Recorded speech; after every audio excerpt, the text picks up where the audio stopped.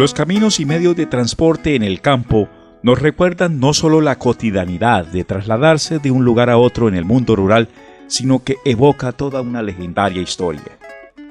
Las grandes distancias que anduvieron los pioneros para colonizar vastas regiones de la cordillera oriental, el piedemonte y los llanos, se recorrieron gracias al caballo y a los mulares que transportaron sobre sus lomos las esperanzas de una nueva vida en aquellas zonas tan apartadas de la civilización al otro lado de la cordillera oriental.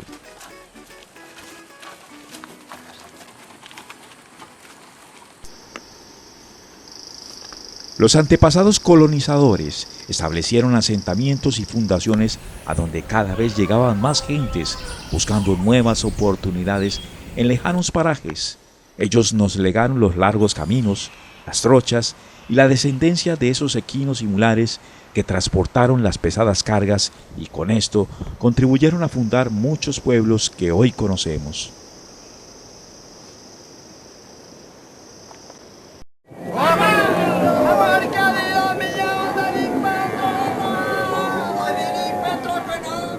En los llanos los caminos ganaderos se fueron trazando con las huellas de los arreos ante la necesidad de comercializar el ganado. Fueron rodeos que movilizaban aproximadamente 1000 cabezas en cada viaje.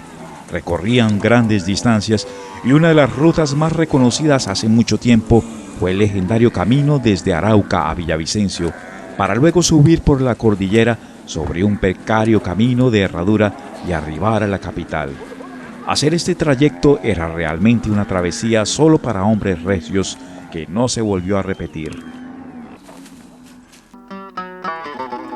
Esta vía con un sinnúmero de anécdotas y dificultades que conecta hoy la capital Santa Fe de Bogotá con el llano, en sus inicios fue un camino trazado por los indígenas desde remotos tiempos precolombinos.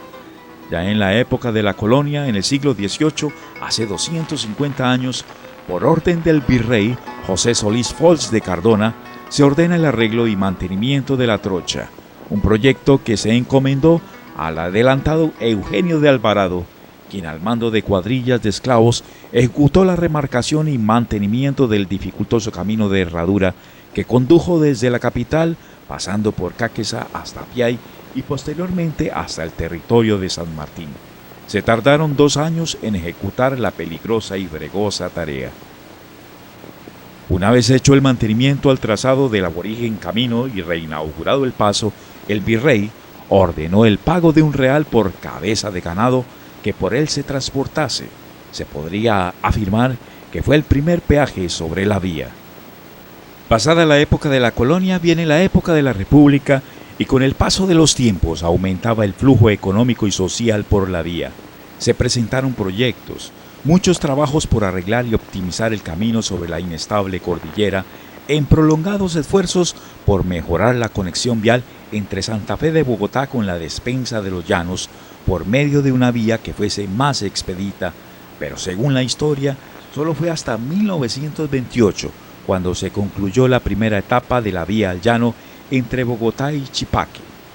La segunda etapa entre Chipaque y Caquetá se terminó en 1932 y finalmente la carretera de Oriente llegó a Villavicencio en 1938.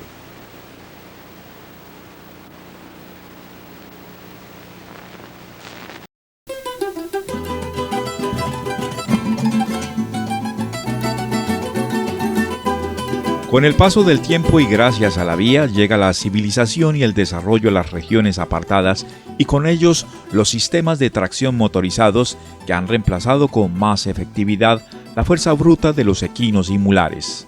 Y hoy vemos por los caminos rurales los tractores, grandes vehículos de carga y toda clase de máquinas adaptadas para una tarea específica en el campo, ya que la producción agrícola y pecuaria de los llanos de siempre ha proveído como una despensa a la capital.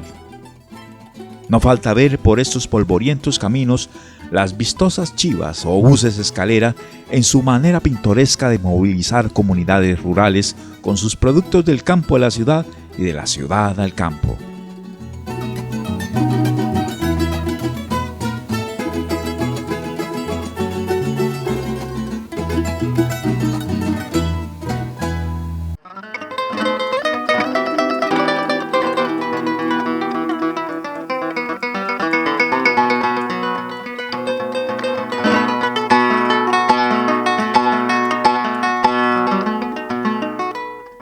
Pero en la Orinoquia no solo por las trochas y caminos se ha logrado movilizar el hombre. Desde mucho antes de la conquista española, los ríos de los llanos han sido unas grandes autopistas fluviales que han conducido por siglos las generaciones de las comunidades ribereñas. Además de proveerles fuente de alimento, por los ríos ha concurrido el comercio y detrás ha llegado la civilización a los puertos de los pueblos que alguna vez fueron un pequeño asentamiento humano. El río Meta, una de las principales arterias fluviales de la cuenca del Orinoco, en el pasado se constituyó de vital importancia para el comercio internacional dentro de la ruta Río Meta, Río Orinoco, hasta salir al Océano Atlántico. Y hoy esta ruta quedó en el olvido.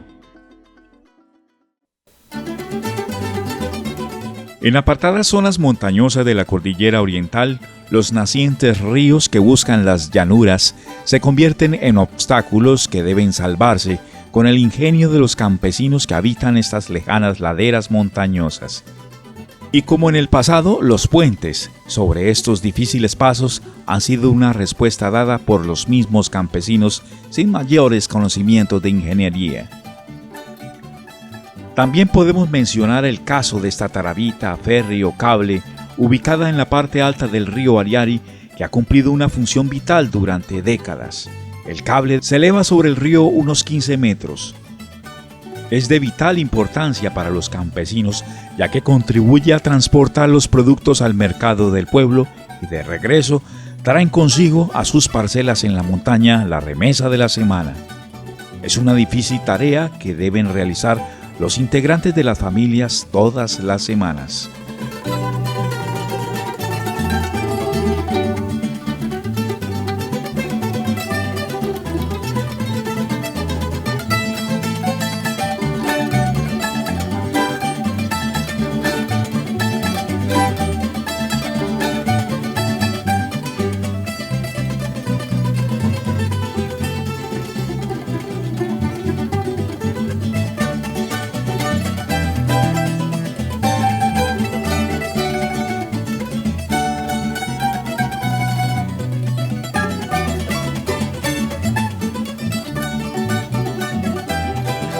En otras zonas más altas de la cordillera se utilizan aún los peligrosos pasos con cables improvisados que conectan a estos campesinos con la vida y con la civilización. Campesinos provenientes de otras regiones lograron fundarse en lejanas zonas baldías en la parte alta de la cordillera, donde la vida, lejos de la civilización, es primitiva. Por aquí no hay carreteras, los caminos son inclinados y difíciles. Pero a estos hombres del campo invisibles para la sociedad no les ha quedado otra alternativa y se han establecido en estos apartados parajes. Para sobrevivir, cultivan y tienen su pequeña ganadería en la montaña con el consecuente impacto ambiental que ocasionan en estos corredores biológicos. Regresando a los anchos ríos de las llanuras, también han representado un obstáculo que se debe rebasar para dinamizar el flujo comercial en estas regiones, y el ferry o los improvisados planchones siempre han estado ahí, conectando las dos orillas, como una solución para pasar la carga pesada de las cosechas, las remesas, los insumos y la vida social. La pintoresca imagen del mundo rural se configura con el paisaje del río, brindando un atractivo turístico a los foráneos. Ya entrado lo que denominan el progreso, el paisaje rural cambia y una mole de concreto se levanta sobre el río, contribuyendo a reducir el viaje y a llevar el desarrollo a lejanos centros poblados. Las trochas, los caminos y medios de transporte en la montaña, en el piedemonte y en las llanuras nos han conducido lentamente por la complicada vía al desarrollo. Y hoy la economía de las poblaciones más desarrolladas del vasto territorio de la Orinoquia fluye sobre estas vías, pero no sin dejar de tributar como se hizo en las épocas del virreinato.